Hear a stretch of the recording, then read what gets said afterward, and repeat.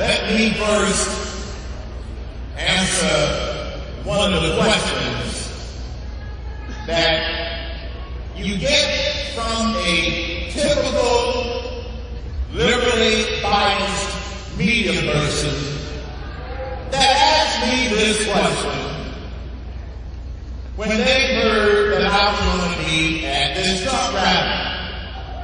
Why are you speaking at the Donald Trump rally in Macon, Georgia? My answer, because Donald Trump asked me to.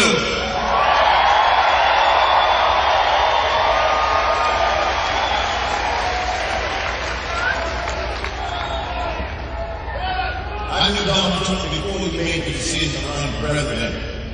But this is not a new situation for me. But one of the reasons that I continue to set the record straight every day, as many of you all know, is because you have a lot of people in the media and the establishment that are trying to bring down Trump with lies and BS, and it's not going to work.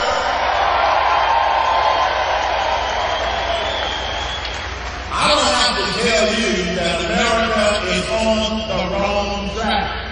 I don't have to tell you that. I'm sure I have a few loyal Herman Cain listeners in here who hear me talk about that all the time. That's what I'm talking about. Oh, Chucky Ducky. But we're on the wrong track. You know that. And the only way we're going to get back on the right track is that we have got to have the right leader in the White House.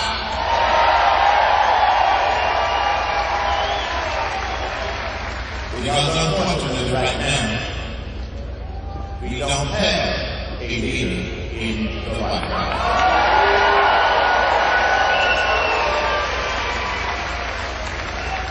The last point that I want to address in my brief remarks, and I'm thrilled to be here, is the media question that they continue to try and turn into a media frenzy. Is the media continuing to talk about those outsiders that are leading the Republican nomination? Well, many of y'all know that I was considered an outsider. And let me tell you something about my definition of an outsider. If you were born in the United States of America, you are an insider through and through. There are no outsiders. You see, an outsider is going to take this country back. And if you're born here, you're not an outsider. You're an insider. Because when the founding fathers wrote those famous words, we hold these truths to be self-evident that all men and women are created equal. And they are endowed by their Creator, not man's, not the Democrats, with certain unalienable rights that among these are life, liberty, and the pursuit of happiness. But don't stop right there. The reason many of you all are here today, the reason that many of you all are carrying those "We Stand with Trump" signs is because of what the next paragraph says in the Declaration. And it says, any form of government becomes destructive of those ideals of life, liberty, and the pursuit of happiness. It is the right of the people to alter or abolish it. We've got some altering and abolishing to do with a new leader in the White House. My name is Herman Cain.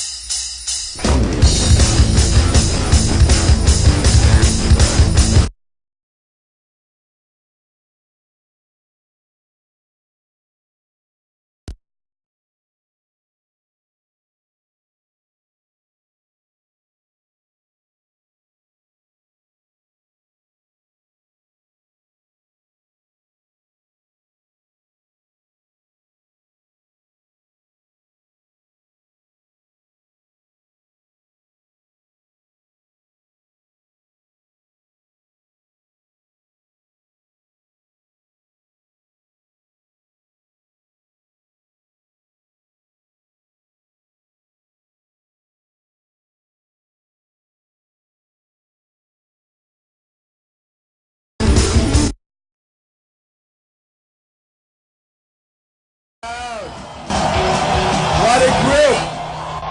Beautiful. Thank you very much. What an incredible group of people. Beautiful. And you know, no matter where we're going now, everybody wants to see greatness for our country. We want to bring it back. It's the same. Everybody loves each other. I'll tell you, we left so many places. I mean, we go New Hampshire, we go Iowa, we go South Carolina, we go to Virginia, we go, no matter where we go, Dallas, no matter where we go, it's the same thing. There's so much love in the room. It's easy to do this. It really is. It's easy to do. It's easy. Amazing. It's amazing. I want to thank Herman Cain, my friend, for his wonderful remarks. He's really a good guy. 999, right? 999.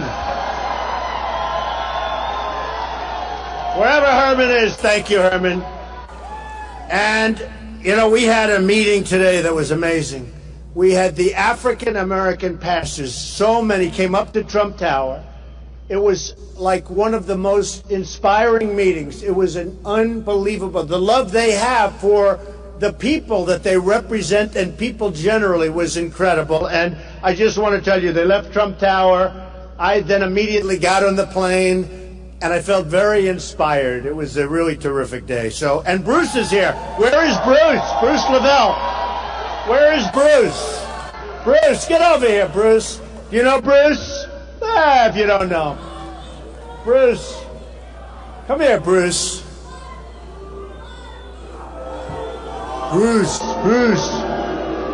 right, now get the hell out of here, Bruce. You know, this is so impromptu. You never know when you ride with this guy. I was in New York, and I went up there, guys, on a serious note to just defend a lot of the things that you've been seeing in the news that were totally false. Donald Trump is not a racist, guys. Really?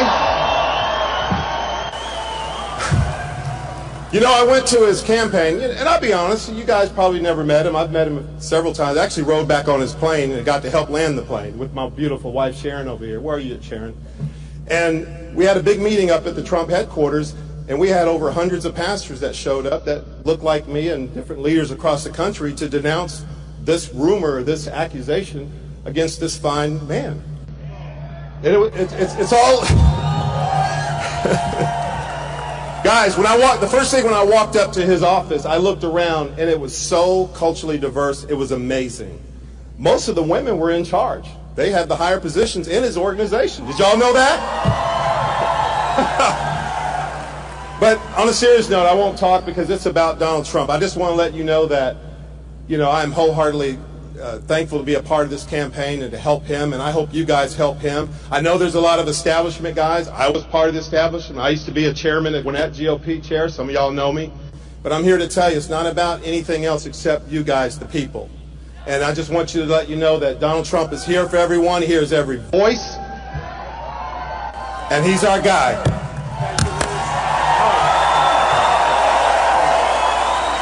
Thank you, Bruce. Pastor. Thank you. That was very nice. But we met with many, many pastors, and it was just great. So, as you can see, the people are still pouring out. Now, we could get all of these people coming in right now. If you'd like to wait for 45 minutes before we start, do you want to do that? I had a feeling you were going to say that. I had a feeling. It's been going amazingly well. You do have the mainstream media. You know, I've been hearing about mainstream media all my life. Ooh. No, I've been hearing about it, and it's true. I mean, they don't give you accurate, really representation. It's an amazing thing. They don't do it. You know, I constantly talk about the cameras. They never show the crowds. My wife is always disappointed. Darling, you must not have had a good crowd tonight. But now after about 3 or 4 times, she understands they never want to show the crowds. They never want to fan the cameras. It's an incredible thing. Can you do it maybe once? Fan the cameras. Fan the cameras. They don't move them.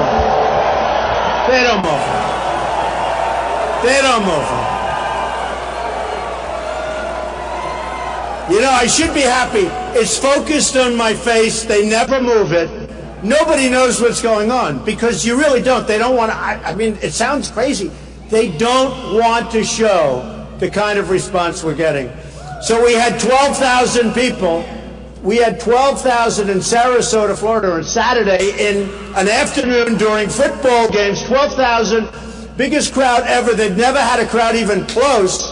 The arena held 6. We had 6 outside, 6 inside. I made 2 speeches, and nobody knew that. They don't talk about it, so that's okay. Here's the story. Here's what's important. Here's what's important. We're winning in every single category. Every category. We're winning every single poll. Fox just came out.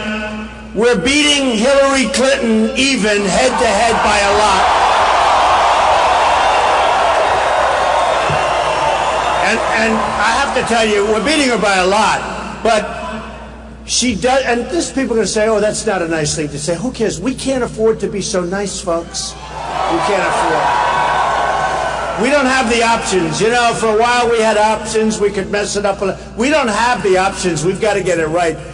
She doesn't have the strength or the stamina to be president. She just doesn't. She doesn't. I know her. You ever notice she'll go in one of these things and she'll do something, and it's, by the way, the crowds are like 200 people. We were in New Hampshire, actually a part of Massachusetts, where I have 48%. You know why? Because Tom Brady likes me. What can I tell you? I think so. If Tom Brady likes you, you're in pretty good shape in Massachusetts. But we have 48% in the poll in Massachusetts.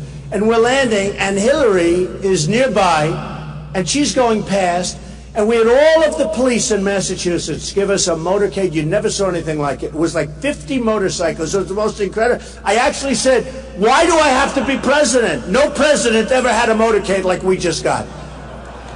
And Hillary, we had 4,500 people, and right next door, meaning 10 miles up the road, Hillary had about 200 people. It's the way it is. That's the way it is. And I'll tell you, this just came out. I don't know if the other networks can keep their thing going, but I might as well. CNBC and CNN, they were pretty lousy. That guy John Harwood was a real stiff, wasn't he? What a dope. What a dope he was. He was so nice to me for 3-4 weeks. Oh, yes, Mr. Trump. Oh, Mr. Trump, we look so forward. We look so forward to having you. And then he reads this question, such a nasty question. And I said, what a nasty question, right? So they're just a bunch of phony people. But when it comes to this, I'll say it's good because it's good news. So good news, they're not phony, all right? So this was CNBC. So it says staying home. And it says for the front runner, 75% Republicans polled. Basically, you see the charts. And that if Trump runs, far more people are going out to vote in the election. Far more. Then it says no matter, I had no glasses on, but these are minor details. I didn't want to put the glasses on. Does it make sense? Should I put them on? No. They're all saying no. Don't do it. Don't do it. Okay, I'm going to do it without. No matter what party affiliation you consider, Trump brings them out. This is CNBC. Republicans, Democrats, and independents are all most likely to show up if Trump is on the ballot. In our analysis, we assume constant variables, the Democrats nominating Hillary, which is going to happen, unfortunately or fortunately. I'd actually rather run against her. She has done such a lousy job. You know what her legacy is going to be? The greatest job that she has ever done will be getting out of the email scandal, assuming that happens. It's true. That will be her greatest achievement. You see all the classifieds today? They have thousands. How does a person have that many emails? They have 3,000 here, 5,000. How do you have that many emails anyway? But they have thousands of classified today. It's disgusting because, frankly, she shouldn't be allowed to run. She shouldn't be. But the Democrats are protecting her. She's being fully protected, as the expression goes. And by the way, we can't tell any more jokes. You know, every time I kid and tell jokes, these guys put on, like, you know, a little segment. Like the belt, right? The belt, you know what I'm talking? I talked about Carson, how it doesn't work that way if you hit. And I went into like a whole big thing. Can't be possible. The belt will twist and turn. So I'm going through this thing like for 3 minutes. And I pull over to the side and I start showing the belt. And I start showing it. Very strong, very nice, you know, but it's a part of a whole story. They never show anything, just that 2 or 3 second clip. I'm playing with my belt and people don't know what the hell you're doing. It's unbelievable. And then I talked about, the other day, I talked about a reporter who changed his story. He changed his story. And I go into this very highly exaggerated phase of changing the story. They don't say what it's all about. All they do is they show these little snippets. They do whatever they can to make you look bad. So what I'm going to do, I'm not going to tell any more jokes. I'm not going to kid. Oh, you want me to? You want me to? Okay. Okay, so I will. All right. Just as long. No, it's true. And then my opponents do commercials where they take a 2-second snippet. These are really dishonest people. Like this guy, Kasich. He did a commercial. Total stiff. Hey, I'm beating him in Ohio by a lot. And he's the governor of Ohio. No, it's terrible. They say something to the effect that, can the people... I was talking about Carson, and I said that he had a certain problem, right? We don't have to go into it. Okay, I will.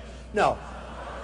I said he had a certain pathological problem. Now, he wrote it. I didn't write it. And he said he suffers from pathological disease, okay? That's a serious problem. Don't we have enough problems in this world?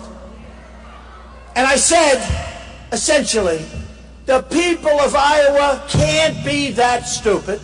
And then I said, the people of the United States, something to the effect, can't be that. In other words, I'm talking about everybody. How can you vote for somebody with a problem like that? I'm not even talking about going after the mother with a hammer. I'm not talking about hitting his friend in the face with a lock.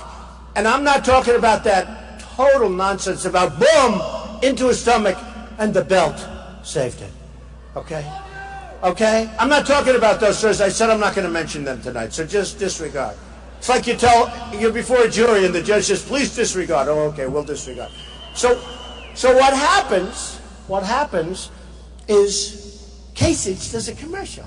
But he only puts up the first part. He doesn't put up the second about all the people in the United States. They take little snippets. These are horrible people. Horrible people. Interestingly, in the same poll, not that I care about Kasich, I think he's got 1%, but it says Kasich does the worst. You know, it's funny. When people come after me, they've gone down the tubes. You look at Kasich. Now, before that, Jindal, he was vicious. Bobby Jindal. Alfred E. Newman, I call him. No, it's true. Think of it. He was vicious. He was so vicious. He was going after me. I said, I don't even know this guy. And then you had Perry, the nicest guy from Texas. He had a problem, you know, one of the worst debate performances in the history of debates. That was a debate performance you can never, ever live down. But all of a sudden he became vicious. He goes to Washington to make a major speech on me. I said, what did I do? Because they wanted to pick up. He goes down. Lindsey Graham. I mean, this poor guy. No, the poor guy. Think of it. He's a U.S. Senator, and in South Carolina, I was at 32 or 38, and he was at 2 or 3, and he's the sitting senator. How about Florida? How about Florida? In Florida, I'm at 32 and 28, very high numbers. And a governor, Bush, I mean, honestly, it's over. So many commercials. I can't watch them. He spent millions and millions of dollars. I've spent nothing. I haven't done a commercial. I actually felt badly. No, I actually felt badly. I did a radio commercial, a small one, because the press was killing me. Why aren't you doing more commercials? Why? I said, you got to do a commercial. I don't need it, but we got to do a commercial. So we did actually a pretty good radio commercial. We're going to be doing a lot of commercials, actually. I think. Actually, we're going to be doing most of the commercials that if somebody hits me, I'm going to hit them back so hard. Oh, you have no idea. We're going to hit them back 10 times harder than they ever, which is what we should be doing with ISIS and everybody else, okay? Incredible. Incredible. USA.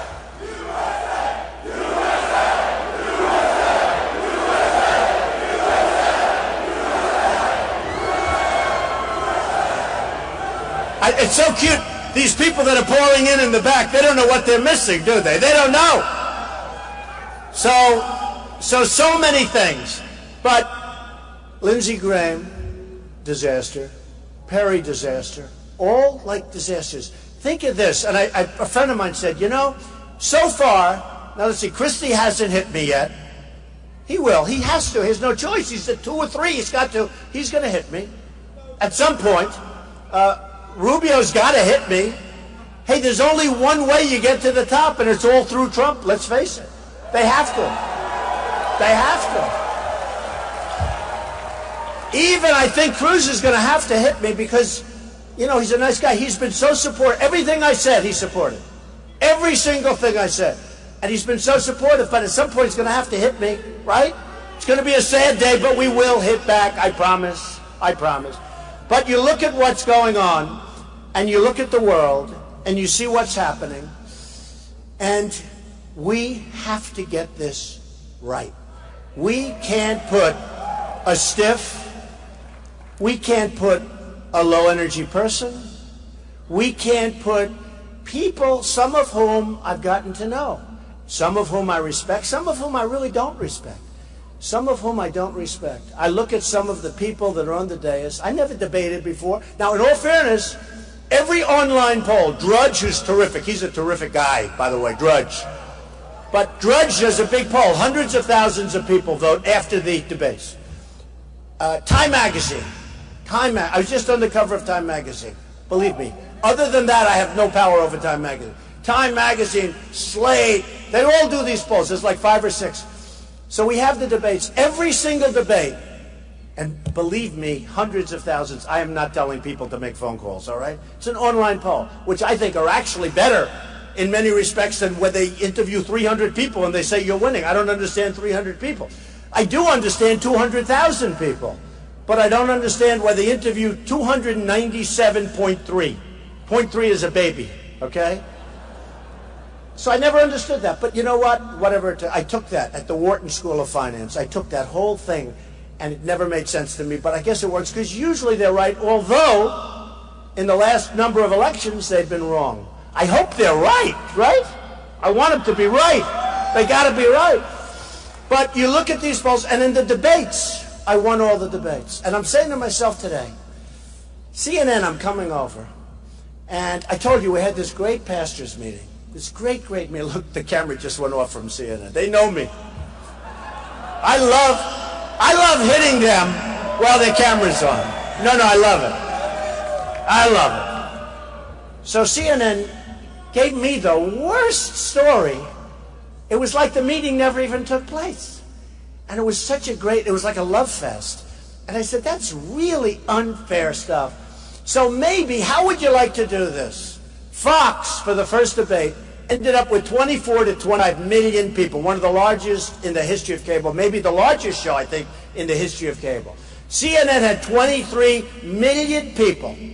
It was the biggest show in the history of CNN. This isn't me. This is from Showbiz, okay? The biggest ratings in the history of CNN. Biggest. They cover wars, they cover. How about the next debate is with CNN? Now, you have to tell me, because I know what they're going to say. They're going to say, oh, Trump is chicken. Okay? How about I tell CNN, who doesn't treat me properly? They don't. They just don't. Right? They don't. They really don't. And I have a lot of respect for some of the people over there, but they don't treat me. How about I tell CNN that I'm not going to do the next debate? Okay? I'll tell you the problem. You know, we discussed. This is a nice thing. When you're really smart, like really smart like I am, it's true. It's true. It's always been true. No, it's always been true. But I can do these things extemporaneously, so I don't need teleprompters. Like Obama, he walks out, ladies and gentlemen of Georgia. Ladies and gentlemen, thank you very much. You know how easy that is? You read for a half hour, and I talk for an hour and a half, and I don't have any of that stuff. But the nice thing is, you can be very current, current events. You're not reading a speech, and you have to get speech writers to change. I mean, I hear things on the airplane coming over. We can talk about them. But how about we do this with CNN? I won't do the debate unless they pay me $5 million, all of which money goes to the wounded warriors or go to vets. Seriously. I would love to go. I would love, okay. Let me give you the bad news. So what will happen is they'll say, oh, Trump is chicken. Well, I've done 4 of them, and according to every online poll, I won every one of them. Now, when I turn on the television and I listen to these, the talking heads who are not smart people at all, they call them elite. My education's better than any of them. I'm smarter than they are. Many of the people in the room are smarter than they are. But the talking heads, I could name them, but actually a couple of them are actually starting to come around, so I got to be careful. I can't send them all the way back again, right? But, guys like Karl Rove, he spends hundreds of millions of dollars on campaigns. He wins nothing. There are some people that are losers, okay? But how about if we do the, no, they're losers. And that's the problem. We can't have that. We can't have that with the Republican Party. We have to get the right people. And we have to win. That's why when I show you this poll, it's a Fox poll, where I beat Hillary, that's what we have to have. And I haven't even started on Hillary yet. Other than I do say no strength, no stamina. But we're CNN. So I say $5 million goes to the wounded warriors and the vets. Okay? Do we like that? Here's the problem. We're winning by a lot. I say we because we're all in this thing. A lot of people say, oh, well, Trump's crowd, they say it over here. Trump's crowd, it was packed. We haven't had, you look at every stadium. Mark Cuban called up, you want to use my arena, the Dallas Mavericks. I said, what day is it? Thursday. When can I use it? Monday. I said, 4 days. How many seats? 20,000 seats. We filled it up like a day and a half. And he predicted that. He knew it. There's a feeling. By the way, there's a feeling. But here's the problem. So we're leading in everything. The biggest crowds by far, so much bigger than Bernie Sanders. You always hear about Bernie Sanders. Our crowds, no. May he rest in peace. He had an operation today. I think it was a hernia operation. You know why? Carrying around too much tax problems. Because he's going to tax you. But let's not even talk tax problem. He wants to double and triple everyone's salary. Wants to bring you up to 90%. 90%. And he wants to bring you because he wants to take. Now what happened is Hillary now has gone way left. And she wants to give everybody free everything. Except for the people that pay taxes. Somebody has to pay. Somebody has to pay. So it's going to be Hillary. But here's the problem. So with CNN, I said, no, I'm not doing it. Their ratings will go down where they would be. Let's say they would have had 1 million people when they have maybe 2 million people and they have 24, 25 million people.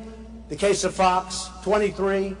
So they're expecting a big audience, December 15th. They're advertising it all of what I do like. They finally used a beautiful picture of me. Finally. Sometimes the pictures are so bad. They have my chin pulled back, so I look like quadruple chins. They picked the worst, but they picked a good picture. I'm so happy with them. I actually wrote them a letter saying thank you for the first time in about 2 years. But here's what happens. I won $5 million.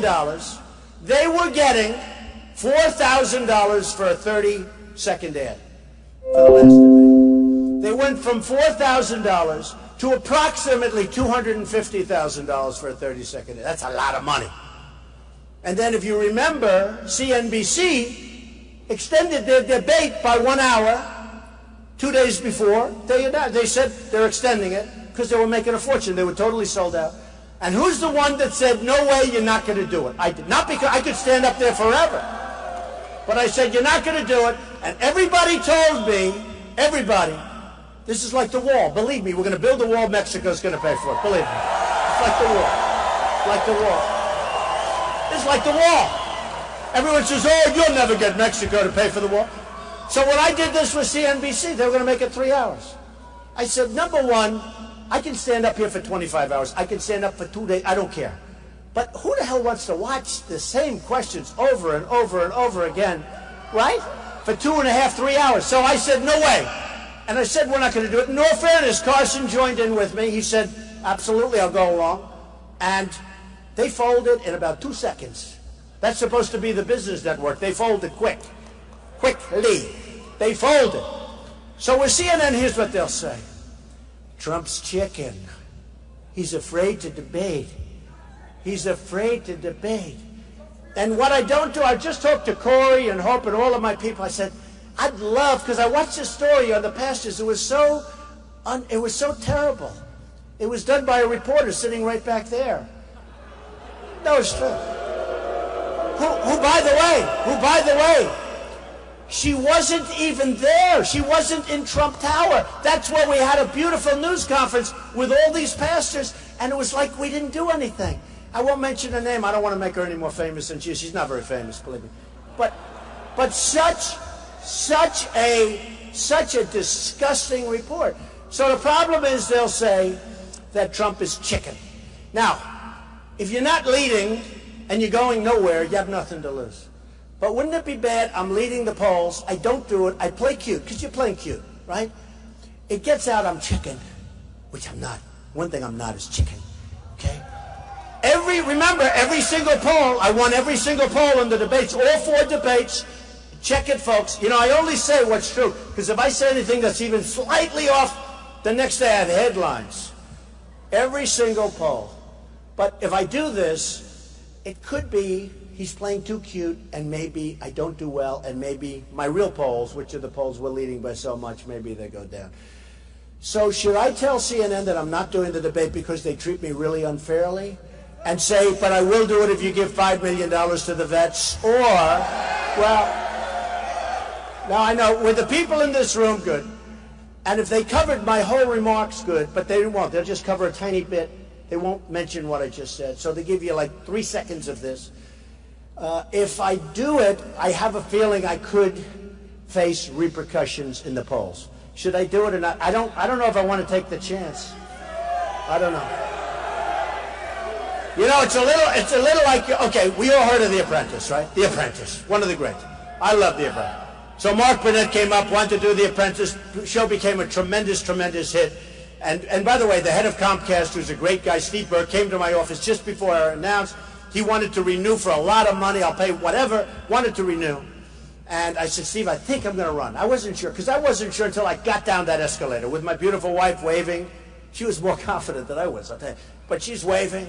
And I'm saying, am I going to do this? The bottom of Trump Tower, this massive area, you couldn't even see any of the marble because there were so many cameras on it. And I took a deep breath, and I went, let's go. And I did it. And by the way, and in that speech, we announced illegal immigration. We announced a whole pile of things that turned out to be a very, very big deal. A very, very big deal, right? Very big deal. So, build a wall. So what happens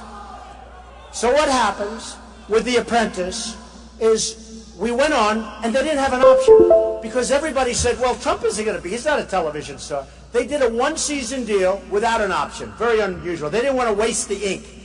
And critics said, why would anybody want to watch The Apprentice with Donald Trump? And then they said, the worst insult I've ever had. This one critic, a total moron, said, women will never watch. You know, unless women watch the show, it can't be successful, because women make up a big part of the audience. And unless you have big women, and you just can't. The people on television know that. And this one guy said, why would women ever want to watch Donald Trump on television? You believe this is when it first came out. So, very insulting. In fact, I said to my wife, am I that bad, darling? Am I that bad? And I said, I've done fine. But the show goes out, and it starts at number 10, it goes to number 8, it goes to number 5. Anyway, many evenings, the #1 show on television became this phenomenon. And so what happened is I played chicken because they didn't have an option. So what happened is NBC came to me, and I read all about Friends, where they made $2 million an episode, and there were, how many of them? 5 or something, right? Jennifer Aniston, all of them. And they had like a union, but they made a lot of money per episode. I would have not formed that union. If I were Jennifer, maybe I would have asked for more, but that's okay. She's a team player. So what happens? I said, I know nothing. My agent told me don't do The Apprentice in the first place. It's not going to work. So I fired him. I said, the show just went to #1. No, I fired my agent. So I'm stuck without an agent. But I read all about these ridiculous salaries at these television stars, and I asked for a tremendous salary. I said, look, I have the hottest show on television. You remember that season 1, in particular, the final episode? I think it was second after the Super Bowl, had tremendous numbers of people watching it. And I said, all right, I'll do this myself. This is too simple. And so I asked for a crazy number. And they said no. They turned me down. And I said, man, I just blew it. And 2 days later, they called me back. We'll give it to you. Okay? And I said, why? They paid me a fortune. You saw the money I made on The Apprentice. I had to file it. How much was it? $213 million. You believe that? Nobody believes it. I don't believe it. I mean, to be honest, I had to file it. I had to file my statements. Everybody said, well, maybe he's not as big as people think, and you know what's going to happen, and he won't file. Well, I filed, and I was much bigger. And by the way, I don't say that. Bigger, better, stronger, low debt, tremendous cash flow, numbers that I wouldn't have ever believed even 15 years ago. I built a great company. The reason I say that isn't for ego. It's because this is the mentality, this is the thinking that we need for our country to make us great again. So, just to finish, and then we're going to get back onto that, but just to finish, I said to the head of NBC, why did you fold? Because I love business, I love to know, why did people fold like little people? Why did they fold? So I said, why did you fold? He said, we weren't, and we started interviewing other people, but in the end, we didn't want to take a chance, okay? And it's the same thing with us. It's the same thing with us. We are going to do something so strong and so bold, but we can't take a chance and pick the wrong president. We can't pick a woman who is totally embroiled in scandal for her whole life. Whitewater. No, think of it. Whitewater. Whitewater was no different. Everybody that studied it, they did a book on it. She should have been indicted. She should have been indicted. How about, wasn't it the cattle futures? The cattle futures, right? Where her numbers went up, like she made a massive amount of money in like 1 week. And guys that do this professionally all their lives, they've never made that. The whole thing is a scandal. The whole thing is corrupt. It's corrupt, and it has been. You look at the foundation, you look at everything. It's been so bad for so long. We can't do that. We can't get involved in that stuff anymore. And honestly, it's true. She'll say hello to people. She disappears for 5 days. I don't disappear for 5 days. Tomorrow I'm going someplace else. I'm all the time. All the time I'm going. We need tremendous stamina. We need tremendous strength. And this is women, men, you know what I'm talking about. We need strength, we need stamina, and we need smarts. We don't need just a tough person. Because I know tough guys. I know tough guys. I know tough people. And tough is no good. Tough is no good without the brain power. You need the brain. You need the brain. But we need the toughness too. We need General Patton. We need General Patton. I mean, our armed services today are so politically correct that a guy like General Patton, who is a vicious, ruthless, horrendous human being, who cursed and spat and it spit in people's faces, who cares? He was great. And by the way, his troops would go to hell for him. His troops would go to hell, Mad Dog. His troops would go to hell for him. Or we need General Douglas MacArthur. In the history of West Point, one of the greatest intellects, and he was a totally different type, but he was a guy that only understood winning. That's what he understood. We don't need these guys that I see on television all the time talking about ISIS is very tough. ISIS is tough. There's 60,000 people. We got them through horrible planning. That whole thing with Iraq, again, got to be given points. I said in 2003, 2004, don't go in. And now, I am by far, and we have a lot of vets. I love you, vets. I love you. A lot of vets. We have a lot of vets in this room. And we're going to take care of our vets. We are going to really take care of our vets. You know, we put in a plan recently. We're going to take care of our vets. But we have to have people that don't talk. We don't want talkers. We want doers. We want people that know what's happening. I see on television all these generals, they're talking about, yes, well, then we're going to do this. I see Obama a couple of weeks ago. We are going to send 50 men to Iraq or to Syria. And then he said, where are we sending those men, by the way? Why would a president, or, I didn't say it. I didn't say it. I didn't say that. Go ahead, say it again, but louder. Very rude. They're very rude in Georgia, aren't they? You heard what he said. Well, there's something going on, because some of these decisions are hard to believe. So he announces that he's sending 50 men over, and maybe some women, I don't know. But he's sending 50 people over, our finest. Why would you do that? Why would you say anything? Because now they're being hunted. Now they've got targets on their back. Now the enemy knows they're going over there. Why would you say that? They're being hunted like wild dogs. They're being hunted.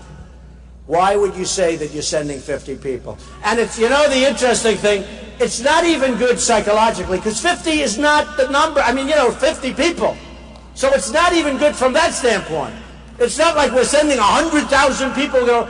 50 people, they probably say, wow. Well, number one, we're going to get those 50 if we're the enemy, right?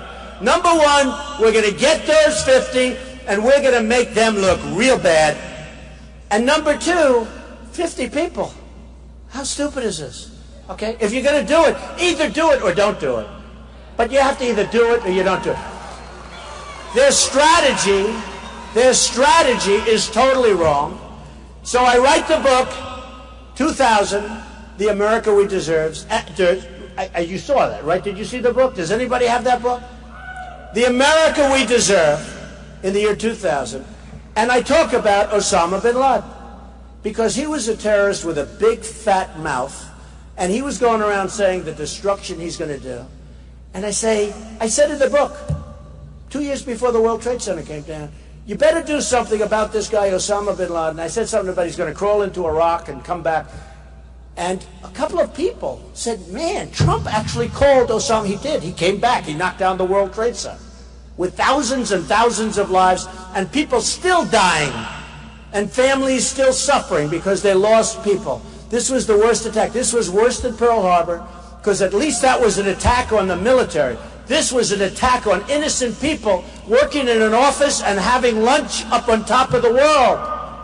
This was an attack on civilians, the worst attack in the history of the country. And we could have done something about it. We could have done something if we had leaders, if we had smart people. We could have done something about that. Osama bin Laden was out there. I wrote about him in my book. He was out there. You don't go out and say we're sending 50 men. Here's another thing. Bush started a war. Shouldn't have been started. You're going to destabilize the whole Middle East. That's what happened. And I said it. 2003, 2004, Reuters has a big article on top. Trump says totally against the war. Not because I would be against, but because you have to know, I'm going to build a military so strong, so powerful, so great, that we'll never have to use it. We're never going to have to use it. We don't want to use it. We don't want to use it.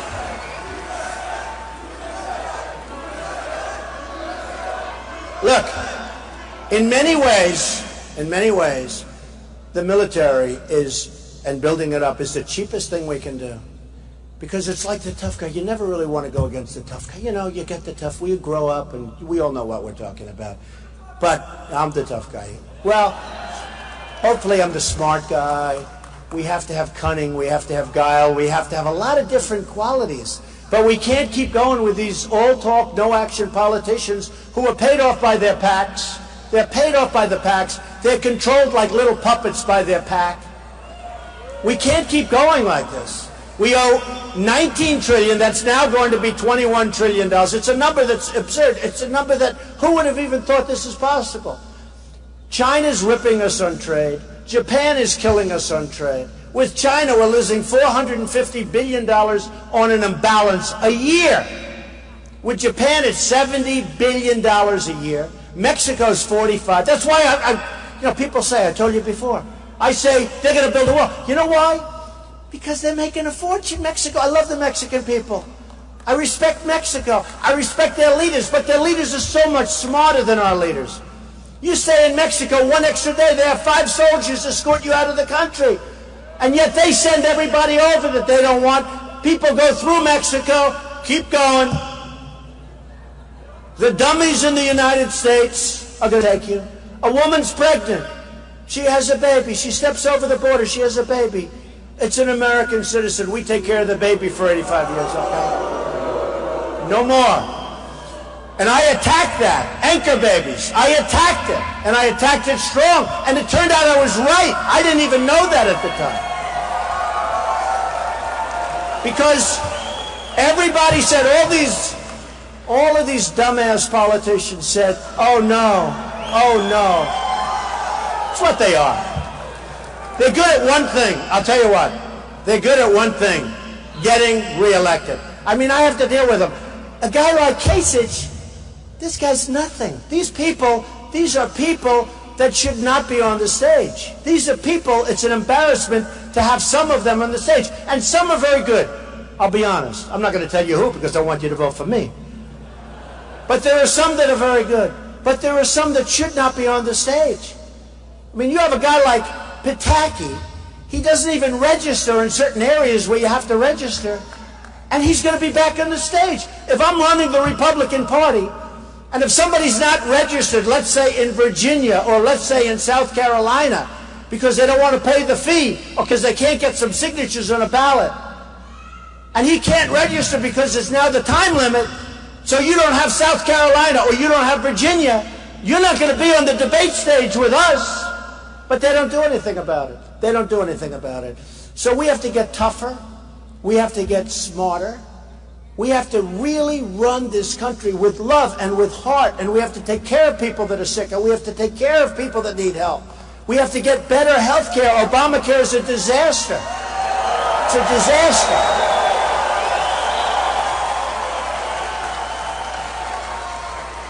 Obamacare is going to be repealed and replaced with something so much better. So much better. So much better.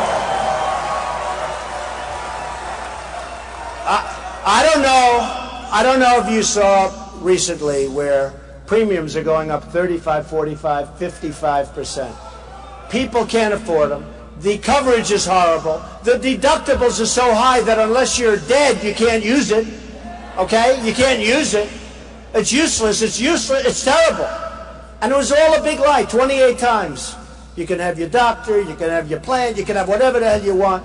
And frankly, the Democrats are going to pay a big price because I don't know if you've been reading the papers lately, but Obamacare is in big, big trouble, financial trouble. They have to be bailed out big league by Congress. They're going to have to be bailed out big, big league in 17. Now, unfortunately, you're going to have a new president. I'm going to inherit this stuff. I got all these problems to fix, but I'll fix them, believe me. Believe me. But here's the...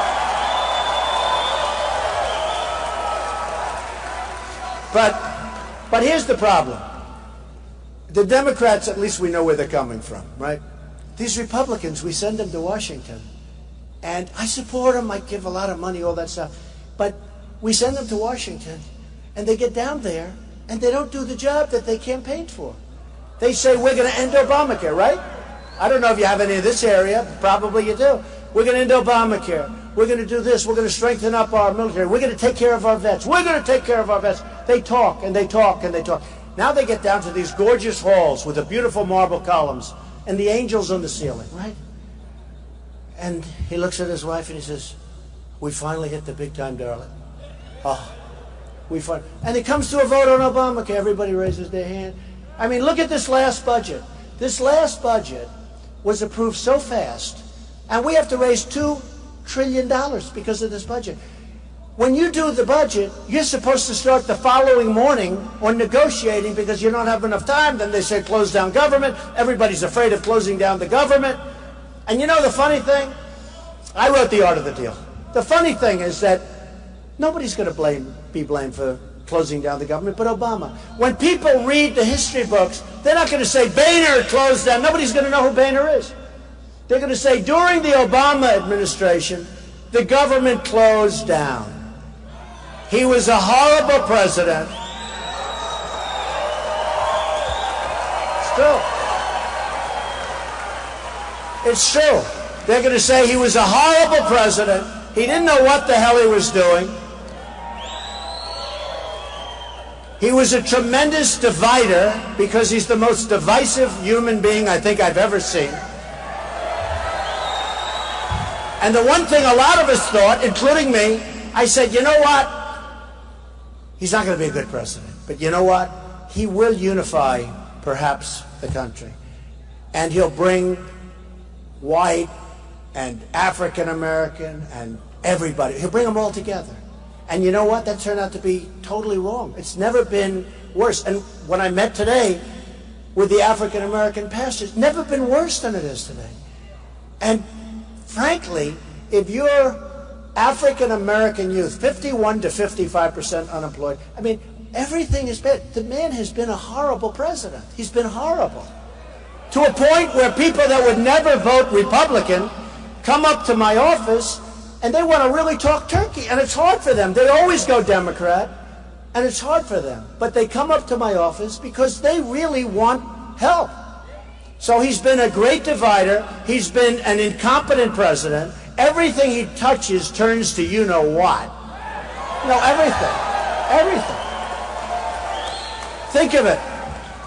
We don't have victories anymore, right? We don't have victories. When's the last time we had a victory? We don't have victories anymore. Our health care is no good. It's a disaster. Our trade with all of these countries is no good. Our borders are like sieves. People are just pouring in. We have sanctuary cities, which, by the way, will end very quickly, okay?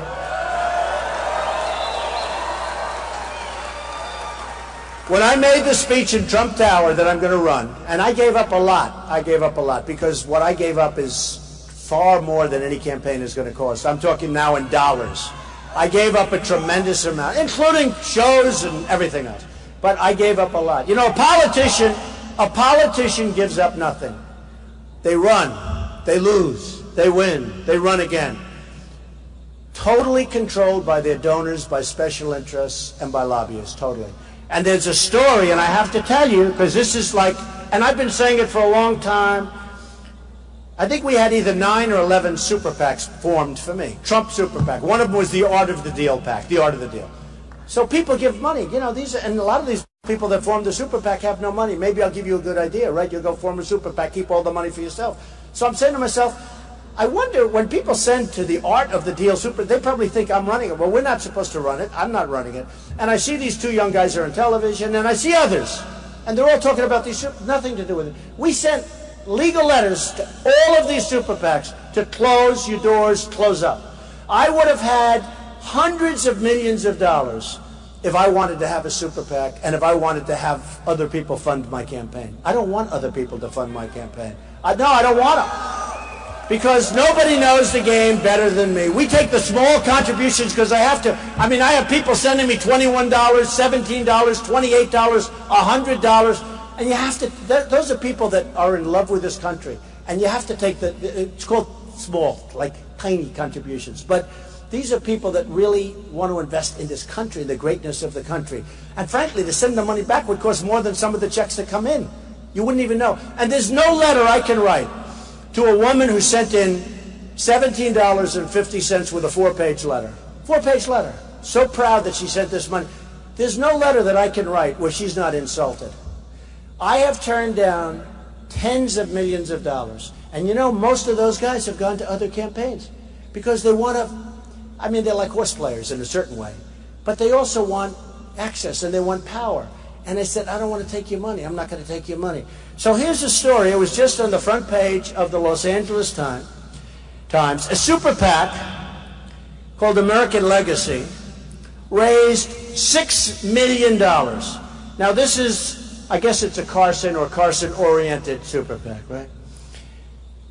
Of the $6 million, only $140,000 was left for the campaign. No, but this is the same with Bush, maybe not as bad. It's the same with Rubio. It's the same with all of them. Or most of them, I guess. Maybe a couple of them do it properly. But the consultants and the fundraisers and all of these people, they take the money. They're professionals. They make money better than being a real estate broker, to be honest with you. I mean, I'll probably give a lot of people in the audience an idea, but it's better than being a real estate broker. So think of it, Jeb Bush. Yeah, Jeb, he's another beauty.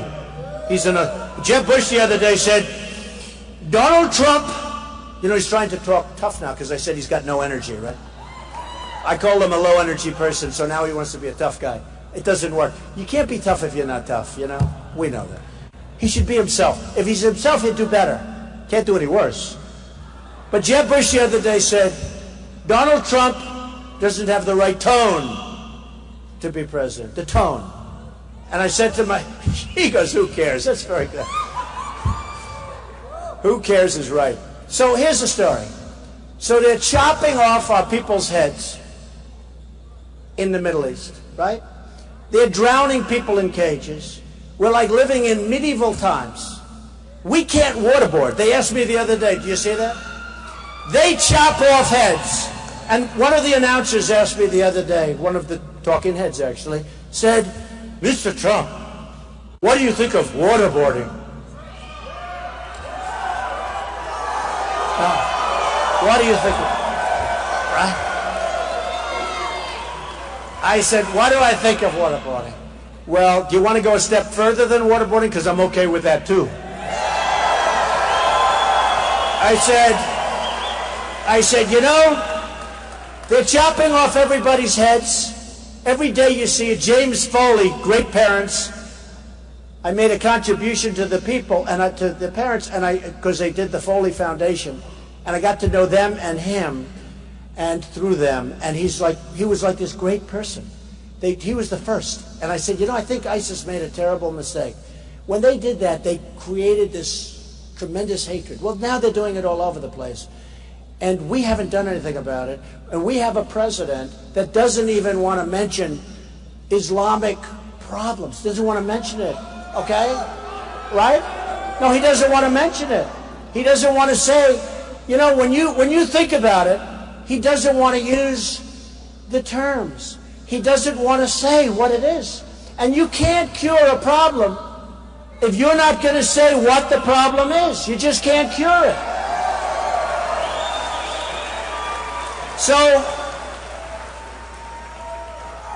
So we have a terrorism problem like probably there hasn't been. We're fighting a war like we've never fought. Of course, he's not saying it's a war either, but we're fighting a war where they're blowing up airplanes, where they're doing things like what you just saw in Paris and other places. And we have a president that refuses to use proper terminology. And why that is, nobody can really tell me that one, okay? Why that one? This audience is amazing. I wish everybody... I wish everybody could hear. You know, when you think of radical, right? Radical, Muslim, anything you want to say. But it's a problem. And it's a problem that has to be addressed. Whether it's Muslim extremists or not, you have to say what it is. And that's what it is.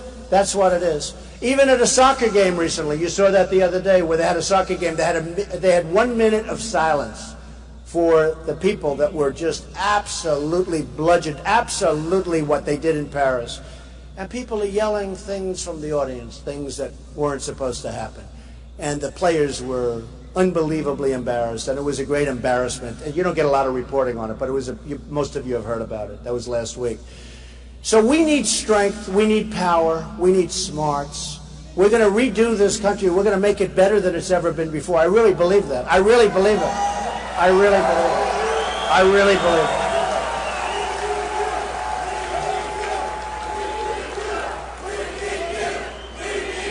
Well, thank you. The other day, I read on the headline of one of the newspapers, the number of migrants crossing the Rio Grande is through the roof. You know, we've been hearing, oh, well, it's not. Tremendous increase. The number of migrants crossing the Rio Grande. Our country has no borders. If you don't have borders, you don't have a country. I'm sorry. I'm sorry. I'm sorry. So, and I'll tell you this, if I didn't, at the base of Trump Tower in New York, if I didn't talk about illegal immigration, I don't even think you'd be talking about it right now. You had Kate in San Francisco. You had Jamil, this young, incredible guy that was going to go to, he was a football player, a good student. His father, I've gotten to know him, and an unbelievable man. And his son was shot and killed walking home with a sandwich for his father from the deli. He was going to go on a scholarship to one of the great colleges, maybe Stanford, on a football scholarship. The apple of the father's eye. And he called up his father, and he said, Pop, he called him Pop, I'll be home in a couple of minutes. I'm right outside. I've got your sandwich. And then a minute later, Jamil Shaw, Sr., heard 3 or 4 gunshots ring out, and he knew it was his son. And this was a guy that walked up to his son, held a gun to his head, and pulled the trigger right through the head. And when the boy went down, he went like this, and he shot him again and blew his hands off. An illegal immigrant that came over. Kate, the same thing. In Los Angeles, a few weeks ago, a woman, 66-year-old veteran, raped, sodomized, and killed by an illegal immigrant. We've got to get our country back, folks. We've got to get, and by the way,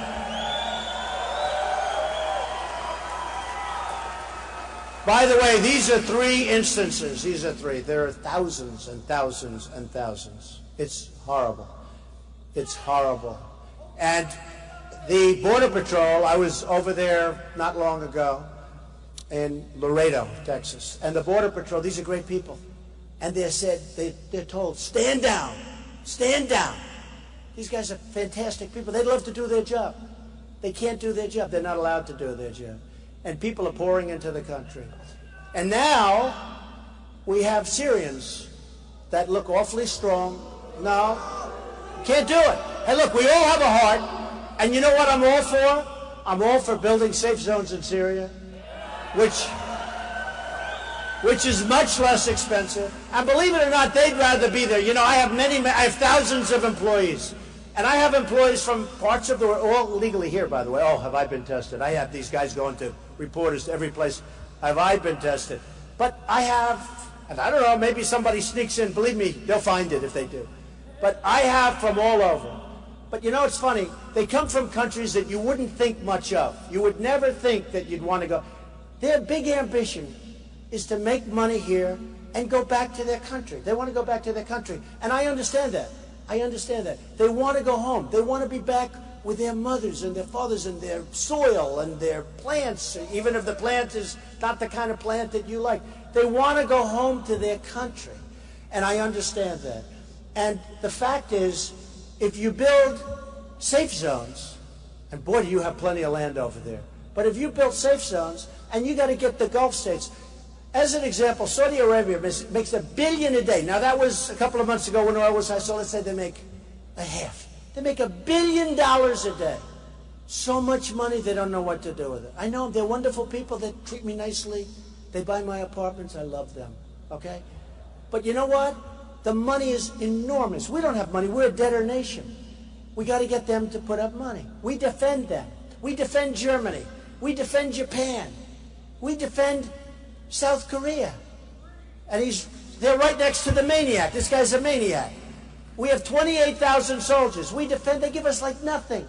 If you want to buy a television, LG, Samsung, Sharp, they all come. I bought thousands and thousands of televisions in the last year for different projects, right? Can you believe I'm running part-time? I'm like running part-time. I'm doing well for a part-timer, right? Oh, by the way, talking about, so wouldn't it be nice? I've spent less money on my campaign than anybody else, and I'm in first place in every poll. Wouldn't that be nice? No. But wouldn't it be nice if the country could do the same thing? Wouldn't it be nice? As an example, at first I said, I have to spend more money. It doesn't look that good. I haven't spent that much. And then somebody said to me, you know what really is great? I don't know if anybody ever heard of Charles O. Finley. He owned the Oakland A's, right? He had the lowest payroll in baseball, and he won the World Series 3 times in a row. He had a young Reggie Jackson, a young catfish hunter, and George Steinbrenner, who was one of my best friends and a great guy. But he used to just buy his players all the time, and George told me this guy is a genius. He had the lowest payroll in baseball, and he won the World Series 3 times. And he'd sell his players for a fortune and replace them with guys that were just as good. Wouldn't it be great if our country could run like that? Wouldn't it be great? Wouldn't that be great?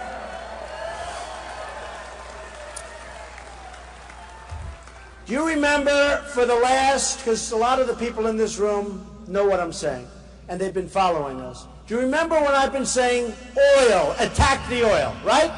I've been saying that now for what, 4 years? But I say more. I say attack the oil and then keep it. These guys attack it, but they don't want to keep it because they're stupid. So for 4 years I've been saying attack the oil. Attack the wealth of ISIS. Attack the wealth. And they all said, oh, that would be ridiculous. Obama actually had one of his generals say, well, that wouldn't be a good military. I said, wait a minute. They're making much of their money from oil. They're making a lot from banking. And who knows better about attacking banks than I do? I'm one of the all-time pros of history. Okay? Got to attack the banks. Money's pouring in from banks illegally. Money is pouring in. And the banks will stop it because I know the games. These politicians don't know anything. But I've been saying, attack the oil, attack the oil. They've been saying, that doesn't make sense. That's not a good strategy. I actually heard the other day that attacking the oil is a bad idea because it's environmentally not sensitive. Can you believe this? No, attack the oil because what's going to happen is you're going to have fires, you're going to have smoke going, and they don't want to do it for environmental reasons. Can you believe the incredible incompetence? Okay. So I've been saying that is a serious consideration as to why they didn't attack the oil, just to show you how stupid our leaders are. And these people want to kill all of us. So I've been saying attack the oil. Well, after Paris, and right at Paris, finally, and it was France that did it. Can you believe it was France that led the attack?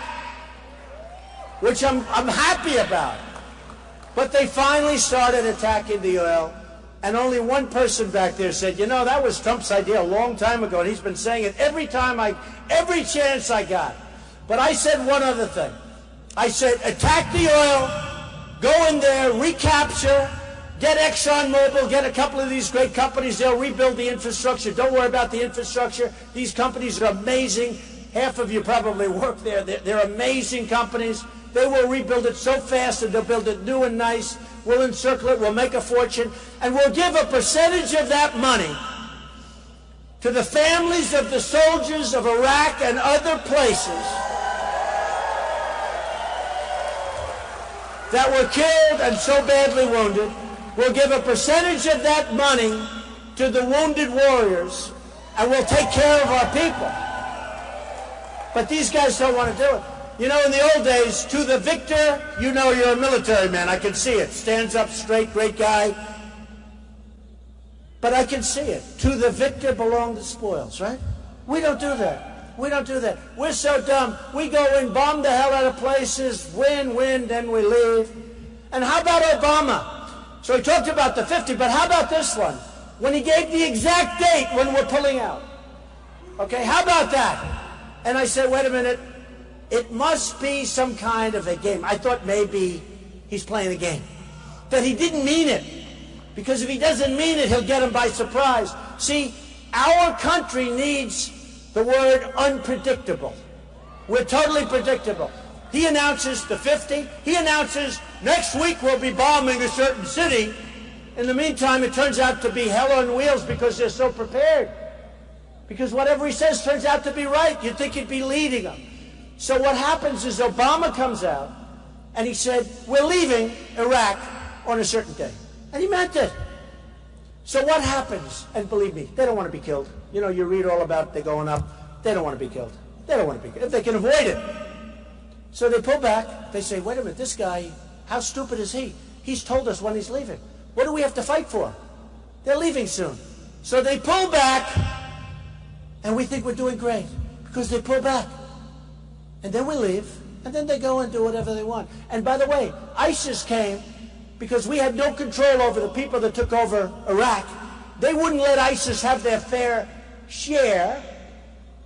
And what happened is ISIS became more vicious by far than them. And more vicious than Saddam Hussein, by the way, who didn't have weapons of mass destruction. So what happens is we have a president that told them the exact date that we're pulling out. All right? Now you tell me, how stupid is that? And now they have a war going on where they don't know what they're doing. They're fighting Syria, but Syria's fighting ISIS, and they're fighting together. So we're fighting ISIS, and we're also fighting Syria. So Syria's now saying, wow, I can't believe it. The United States, who's fighting us, is killing our worst enemy, ISIS. We love the United States. And Assad is now on the side of Russia, and because we gave Iran $150 billion, we don't get our prisoners, I don't have to go into it, maybe the worst deal ever made, that I've ever seen of any kind. So now we're fighting Iran, we're potentially fighting Russia, we're fighting ISIS, ISIS is fighting Syria, Syria is fighting, we don't know what the hell we're doing. We have stupid people. You can't fight them both, you gotta pick your guy. You gotta pick your guy. And I'll tell you who I pick. Assad is a bad guy. We're backing the rebels, just like we did in other places, okay? We're backing the rebels to go in. Now, who are the rebels? Nobody knows who they are. Some people think the rebels are ISIS, and some people think the rebels are far worse than Assad. So we're backing the rebels. Look what happened in Libya.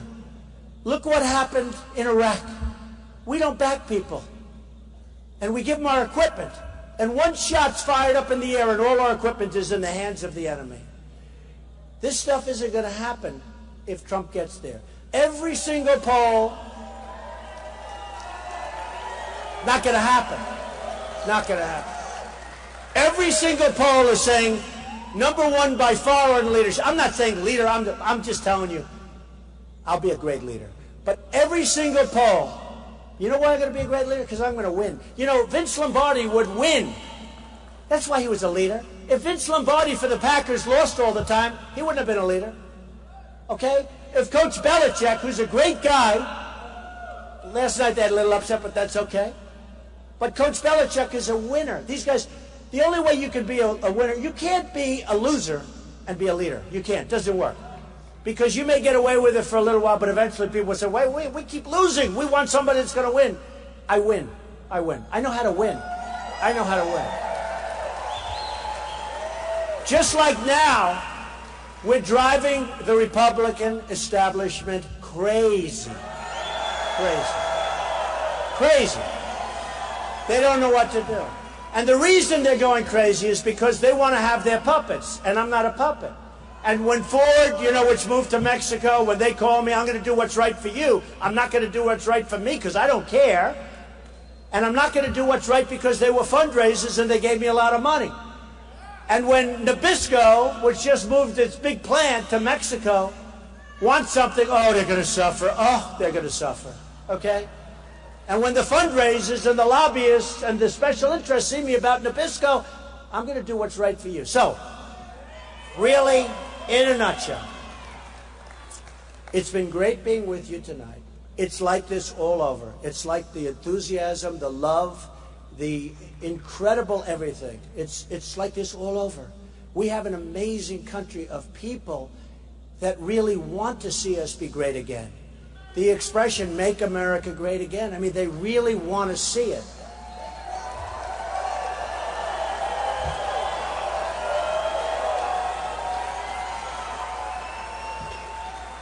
We have to get out and vote. Don't believe all this stuff. I think I'm going to win the Hispanic vote, and I frankly don't think it matters. You know, the fact is that if the Republicans got up and voted last time, you would have had a different president. I don't know if you know. Romney let us down. He let us down, and he didn't energize the base. People were saying, "I don't care." I mean, if you don't care between Obama and Romney, that's not doing a good job. We've got to get out. We've got to be energy. If you have a broken leg, a broken back, a broken neck, you have to get up and you have to vote. You've got to go out and vote. And I'll tell you this, and I say this even more strongly now than ever before, because I've gotten to know so many people on the trail. Our country is made up of unbelievable people and spirit. Our country, with proper leadership, and I'll give you really proper, we're going to have fun. We're going to have victories. We're going to win. We're going to win so much. We're going to do things. We're going to take care of our people that need it, which Republicans aren't going to ever get credit for, and we're going to do that. We have to do that.